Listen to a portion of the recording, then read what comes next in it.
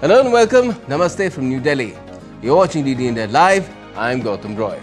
Coming up over the next 30 minutes. Russian President Vladimir Putin phones Prime Minister Narendra Modi, briefs him about the talks in Alaska. PM underlines India's consistent position for a peaceful resolution of the Ukraine conflict. Chinese Foreign Minister Wang Yi arrives in New Delhi for the 24th round of boundary talks with NSA Ajit Doval. He'll also meet his Indian counterpart. Ahead of talks in Washington, Trump wants Ukraine to give up its demands for Crimea and NATO membership. The US President to also meet European leaders. And India's lower house of parliament honours astronaut Shubhanshu Shukla for his historic space mission aboard International Space Station.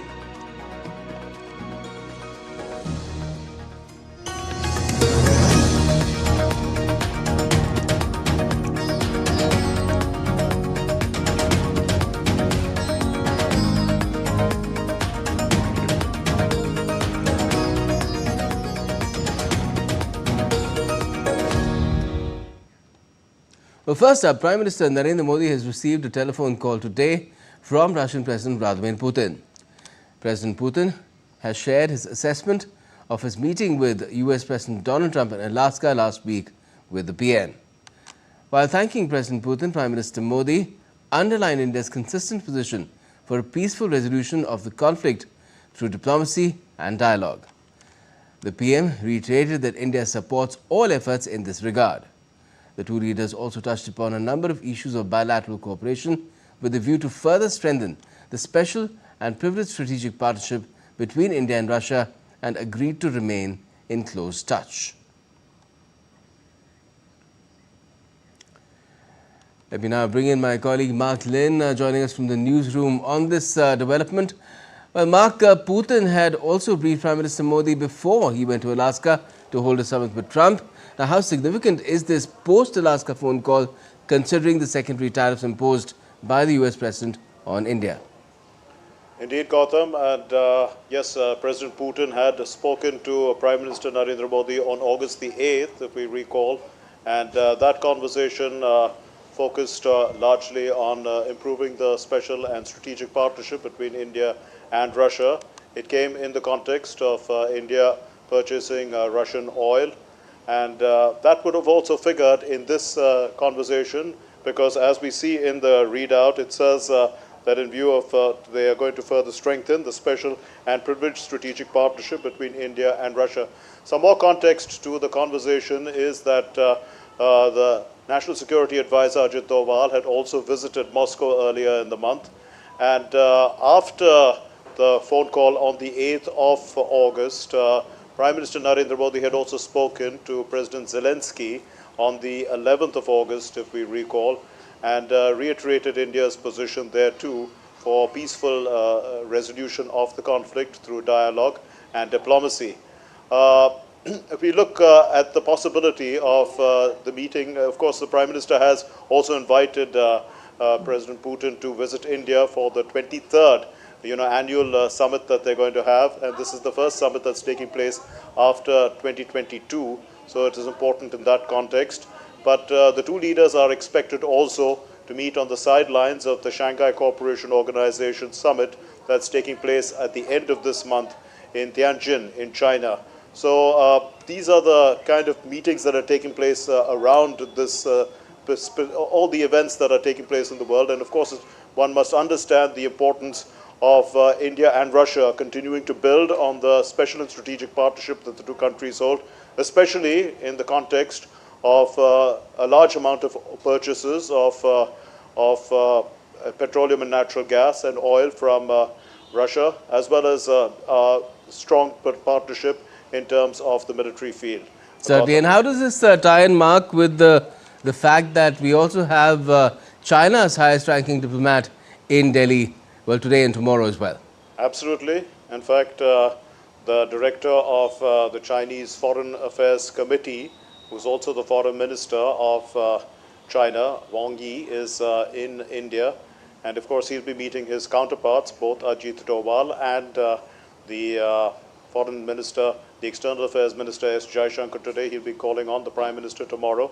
And we must understand that, of course, the US President, through the tariff regime, has disrupted the world trade order, but it has, in a sense, led to trade diversification. You know, Russia has been saying constantly that every country has the sovereign right to choose their own trade partners. India has done that. And India has strong trading ties with both China as well as Russia. We see that this particular linkage is also important because in the context of BRICS, as well as the growth of BRICS, and in the SCO as well, since these countries are both members of this regional bloc, we can see that trade is significant. In terms of BRICS particularly, we can see that there has been a move towards de-dollarization that has taken place. And between the three countries that we're talking about, Russia, India, and China, there have been significant steps to try and de-dollarize trade to some extent. Gautam. All right, all right. Well, the only difference is that with the US, India has a trade surplus, and with Russia and China, it's a deficit. But let's see if those issues are also addressed in due course of time. Thanks a lot for joining us for the moment, Mark Lynn. Now, the world is watching developments in Washington closely as well today, as Donald Trump is set to meet Ukraine's Volodymyr Zelensky first, followed by European leaders to come up with a peace plan acceptable to all stakeholders. Now, the Ukrainian leader has expressed hope that the joint strength of US and Europe will compel Russia to accept truce terms. But the US president has loaded the dice, telling Ukraine to accept that Crimea would never be returned, nor will it ever be allowed to join NATO. Ukrainian President Volodymyr Zelensky is due to meet US President Donald Trump in Washington on Monday. Upon his arrival, Zelensky expressed hope that the joint strength with the US and European counterparts will compel Russia to peace. In a social media post, the Ukrainian leader thanked President Trump for the invitation, saying, "We all share a strong desire to end this war quickly and reliably, and peace must be lasting." Joining Zelensky for the crucial meeting are top European leaders, including UK Prime Minister Keir Starmer, French President Emmanuel Macron, Friedrich Merz, European Commission President Ursula von der Leyen, and NATO Secretary General Mark Rutte. The leaders are hoping to reinforce Ukraine's position and ensure that any proposed peace deal doesn't undermine Kiev's sovereignty or long-term security. With regards to any territorial questions in Ukraine, our position is clear. International borders cannot be changed by force. These are decisions to be made by Ukraine and Ukraine alone. And these decisions cannot be taken without Ukraine at the table. Au fond, notre volonté demain, c'est de... Ultimately, our desire tomorrow is to present a united front between Europeans and Ukrainians at this moment of conflict resolution, reaffirming who is on the side of peace, who is on the side of international law. But above all, how can we collectively ensure that the international order is respected and that our collective security is protected, because the security of Europeans and France depends on it. There can be no territorial discussion regarding Ukraine without the legitimate, democratically elected leaders of Ukraine. No discussion about Ukraine without the Ukrainians. But in the same way, there can be no discussion about the European security without them. Même notre pays. But the path to that peace remains uncertain, as just hours before the summit, President Trump posted on social media saying Zelensky could choose to end the conflict almost immediately, but warned that Kiev's goals of retaking Crimea or joining NATO are off the table. US Special Envoy Steve Witkoff earlier said that President Trump is considering offering Ukraine NATO-like security guarantees and that Russia is open to the idea. He added that Trump and Putin had reached an unexpected understanding that the United States and European allies could extend NATO-style security guarantees to Ukraine. It means that the United States is potentially prepared to be able to give Article 5 security guarantees, but not from NATO, directly from the United States and other European countries. That is big. I mean, really big. The high-profile meeting follows Trump's talks with Russian President Vladimir Putin. In Alaska, where the two leaders agreed on the need for a peace deal without a prior ceasefire that Ukraine and its European allies had demanded. Expectations, however, remain high as leaders meet to map out a peace deal. Bureau Report, DD India. And I talked about this with Mark just a short while back. Chinese Foreign Minister Wang Yi has arrived in New Delhi on a two-day visit to India. Member of the Politburo of the Communist Party of China and the Chinese FM is visiting India at the invitation of National Security Advisor Ajit Doval. Now, during his visit, Wang Yi will hold the 24th round of the Special Representatives talks on the India-China boundary question with India's SR, that's NSA Ajit Doval. India's External Affairs Minister Dr. S. Jaishankar will also meet with his Chinese counterpart in New Delhi while he's here. Meanwhile, Chinese Foreign Ministry spokesperson Mao Ning has said that Beijing is willing to use Wang Yi's visit to India as an opportunity to work together with New Delhi. She stressed that both sides should implement the consensus reached by their leaders, sustain high-level exchanges, build political trust, expand cooperation, manage differences, and push for stable and healthy growth in China-India relations. Myanmar's military junta has said that elections will begin on the 28th of December, despite a raging civil war, international condemnation, and large parts of the country being beyond its control. The country has been in turmoil since the army ousted Aung San Suu Kyi's elected government in 2021, sparking nationwide resistance and ongoing violence. Analysts say the election is designed to cement junta chief Min Aung Hlaing's grip on power, not restore democracy. Pro-democracy fighters and ethnic armed groups have vowed to block the vote in areas they control. Hurricane Erin has re-intensified into a Category 4 storm on Monday. Strong winds and rain passed through Central America on Monday after completing an eye wall replacement cycle on Sunday. The hurricane was about 1,555 kilometers south-southeast of Cape Hatteras in North Carolina, with maximum winds going up to 215 kilometers per hour. The U.S. National Hurricane Center warned of life-threatening surf and rip currents along the U.S. eastern seaboard this week. The National Hurricane Center has said that additional strengthening is expected over the next 12 hours, followed by gradual weakening. Closer home in Pakistan, authorities have resumed rescue and relief work on Monday in the country's northwest, where flash floods have killed over 300 people after heavy rain forced them to suspend operations for several hours. According to the National Disaster Management Authority, the intense rain has claimed lives and spread destruction in several northern districts, with most people killed in flash floods. In hilly areas, the rains caused flash floods as well as mud and rock slides that washed away homes, buildings, vehicles and belongings. U.S. envoy Tom Barrack on Monday called on Israel to honor commitments under a ceasefire that ended its war with the Hezbollah. Barrack said that he is now in a discussion with Israel regarding what their position is. Barrack also said that there's always a step-by-step approach, but he thinks that the Lebanese government has fulfilled its part. The next few weeks you're going to see progress on all sides. And what does progress mean? Progress means a better life for everybody.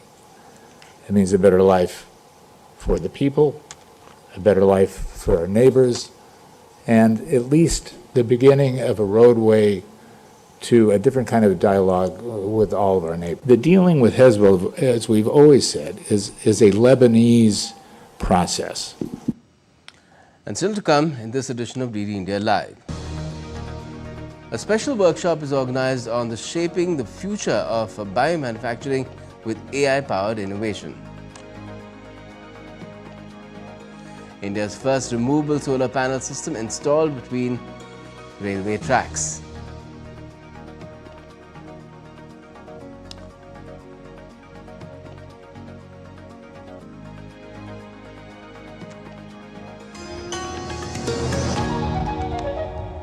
Can the US launch a bombing campaign against Iran. The Philippines vessel suffered structural damage. The saga of child sexual abuse is the United States China's debt trap strategy. Truth is stranger than fiction. But sometimes hard to uncover.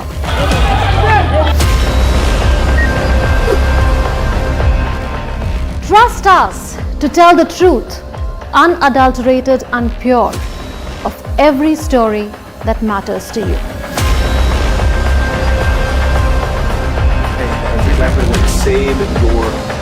You read between the lines, cut the clutter, and connect the dots to get you the full picture. Watch Connecting the Dots at these times with me, only on DD India.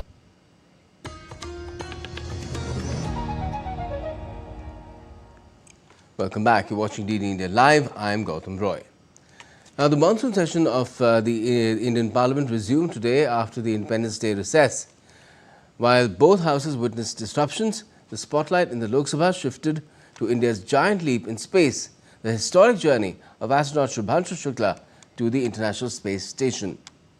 Minister of State for Science and Technology Dr. Jitendra Singh initiated the special discussion on India's first astronaut aboard the International Space Station, highlighting the critical role of the space program for Viksit Bharat by 2047. He also noted that under Prime Minister Modi, India's space sector has reached new heights. एक ऐसा वक्त है जब सारा देश जश्न के माहौल में है। हर माँ अपने बच्चे के लिए दुआ करती है कि वो बड़ा होकर के शुभांशु शुक्ला बने, और हर बच्चा ये ख्वाब देख रहा है कि मैं भी बड़ा होकर शुभांशु शुक्ला बनूं। आज दुनिया ने भारत की क्षमताओं के आगे सर झुकाया है। 2014 में जिस दिन मोदी जी ने प्रधानमंत्री के रूप में पदभार संभाला था, एक नए अध्याय का आरंभ हुआ और अंतरिक्ष की इस यात्रा ने गति भी पकड़ी, बल भी पकड़ा, उसको ताकत भी मिली और इसके पीछे कड़ी मेहनत की गई, कई क्रांतिकारी निर्णय लिए गए, एक के बाद एक स्पेस रिफॉर्म्स लाई गई जो कभी किसी ने ना सोचा, ना कल्पना की, ना तस्वुर किया। ऐसे ऐसे कदम उठाए गए, अंतरिक्ष के विभाग को प्राइवेट सेक्टर के लिए खोल दिया गया और मीडिया ने उत्साहित होकर के लिखा, Modi has unlocked India's space. Meanwhile, in the upper house of Rajya Sabha, the Indian Ports Bill 2025 was passed. This bill provides a forward-looking framework for integrated planning, efficient dispute resolution, digitization and robust environmental safeguards. It builds on the transformative changes in India's maritime sector over the past 11 years. The bill has already been passed in the Lok Sabha. Proceedings in both the Houses of Parliament will now resume on the 19th of August, that's on Tuesday at 11 a.m. local time. A moderate to heavy rainfall lashed most parts of Jammu and Kashmir on Monday, prompting the Met Department to issue a weather warning for heavy rain and thunderstorms across the Union Territory till Tuesday. Several districts have received heavy showers since the morning, and parts of the Kashmir Valley also witnessed moderate to intense rainfall accompanied by gusty winds. As a precautionary measure, educational institutions in Jammu were closed for the day, and the Vaishno Devi pilgrimage was also put on hold.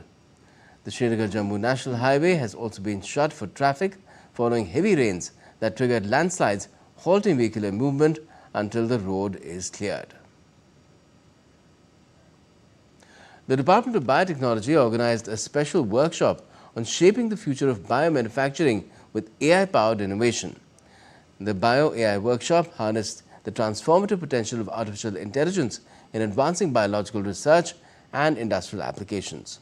One of the key highlights of the event was the exchange of an MOU between the Department of Biotechnology and India AI under the Ministry of Electronics and Information Technology. This collaboration will pave the way for the future of AI in biology. The Ministry of Railways on Monday announced a milestone in green energy innovation with Banaras Locomotive Works in Varanasi commissioning India's first removable solar panel system installed between railway tracks.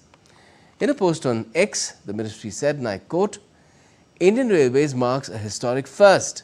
Banaras Locomotive Works, Varanasi, commissioned India's first 70-meter removable solar panel system consisting of 28 panels of 15 kilowatt peak between railway tracks, a step towards green and sustainable rail transport. End quote.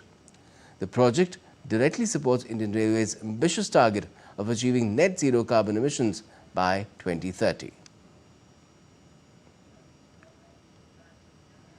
European shares and the US dollar wobbled on Monday as investors awaited a potentially key week for US interest rate policy. The pan-European Stock 600 index was flat after logging a second straight week gain on Friday. Britain's main stock indices edged lower on Monday, dragged by losses in financial and energy sector shares as investors monitor US-led peace negotiations in the Russia-Ukraine conflict. Earlier in the Asian session, a cautionary risk-on mood saw indices in Japan and Taiwan make record peaks. Nikkei 225 gained 0.77% to hit a new all-time high. Indian indices too traded in green. After opening to a high of 1100 points, BSE Sensex ended 670 points higher. Chinese stocks closed at their highest level since 2015 on Monday, extending a months-long rally driven by easing trade tensions. But oil prices struggled as Trump backed away from threats to place more restrictions on Russian oil exports. Brent crude futures rose 0.46% to $66.15 a barrel.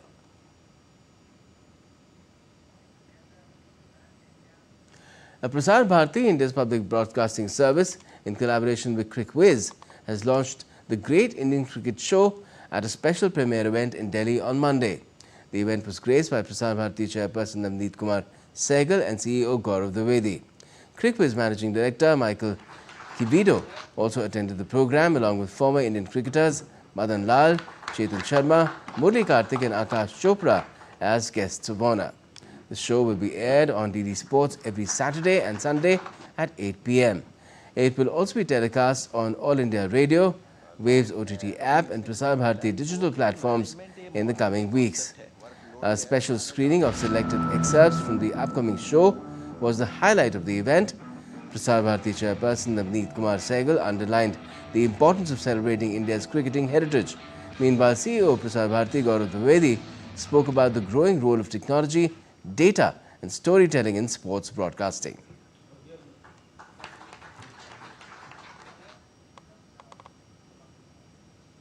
There is a sports culture now, and you take any sport, the number of medals, winnings are increasing in every game, and now we may see Commonwealth taking place here, and sometime we may see Olympic also taking place. I hope our channel, in collaboration with CricViz, at least in cricket, would give not only entertainment but also more and more information and that too interesting content about cricket in the coming days.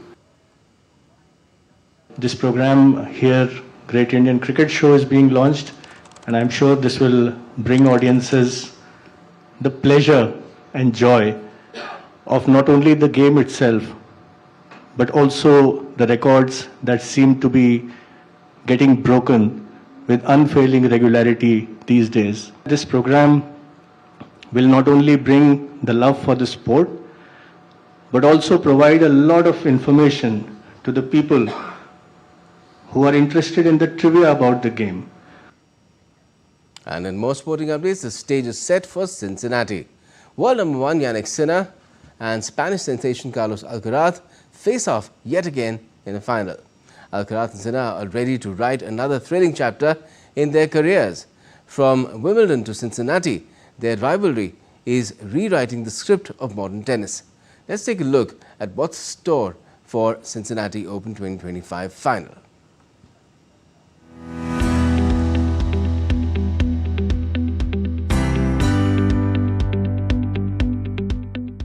World number 1 Yannick Sinner will take on Carlo Alcaraz in the Cincinnati Open final after both advanced from their semi-finals in dominating fashion. Sinner overcame Francis Terence in straight sets, marking his 26th successive hard-court win and 12th straight victory overall. The opening set went into a tie-break, but the Italian held firm and never looked back. Alcaraz meanwhile battled past Alexander Zverev to book his 7th consecutive tour-level final. It followed a tough quarter-final against Andrei Rublev, where despite errors, the Spaniard held his nerve to prevail in 3 sets. In head-to-head, Alcaraz leads 8-5 on the ATP Tour with a 5-2 edge on hard courts. But Sinner's Wimbledon triumph showed his ability to flip the script. The final marks their 4th consecutive meeting in a tournament final clash.